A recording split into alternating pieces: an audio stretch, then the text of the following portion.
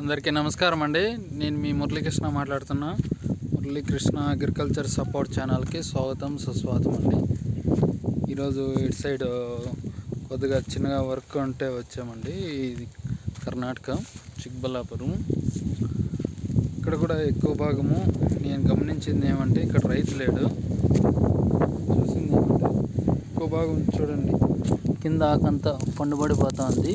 అదేవిధంగా బూడిద వస్తుంది చూడండి, బూడిద కూడా ఎక్కువ వస్తుంది. నూలుకట్ట రోగం కూడా ఎక్కువ వస్తుంది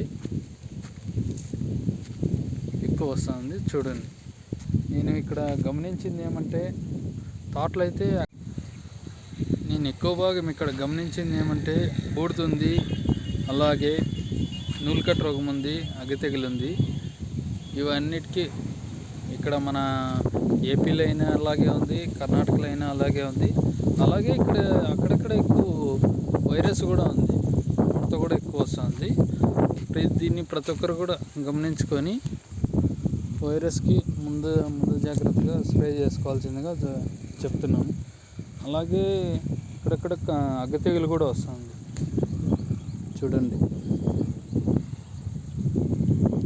ఇక్కడ అగ్గి తెగులు కూడా వస్తుంది.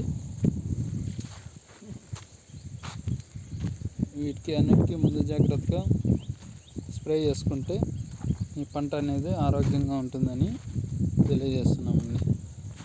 చూడండి, ఈ రైతు అయితే 1 ఎకరా నాటాడు, రోడ్డు పక్కనే ఉంది.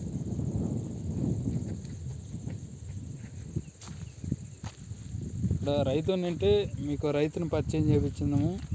ఇక్కడ ఎలా ఉన్నాయి తోటలు అనేది అన్న మాటల్లోనే తెలుసుకుందాం. నేను చూసింది మీకు చెప్తున్నా. చూడండి తోటలు ఏ విధంగా ఉన్నాయనేది చూస్తున్నారు కదా.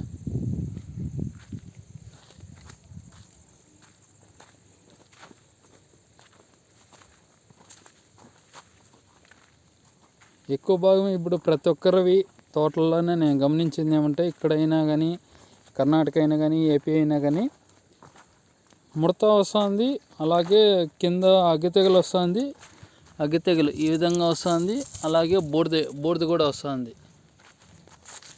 వీటన్నిటికీ మీరు ఒకసారి స్ప్రే చేసుకుంటే మీరు అగ్గి తెగులకి, అలాగే బూడిదకి, ముడతకి, వైరస్కి చేసుకుంటే మీ పంట అనేది ఆరోగ్యంగా ఉంటుంది. చూడండి అంతా ఏ విధంగా వస్తుందో. అలాగే బూడిద కూడా ఎక్కువ ఉంది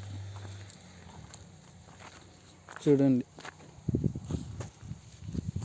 ఓకే అండి, థ్యాంక్ యూ.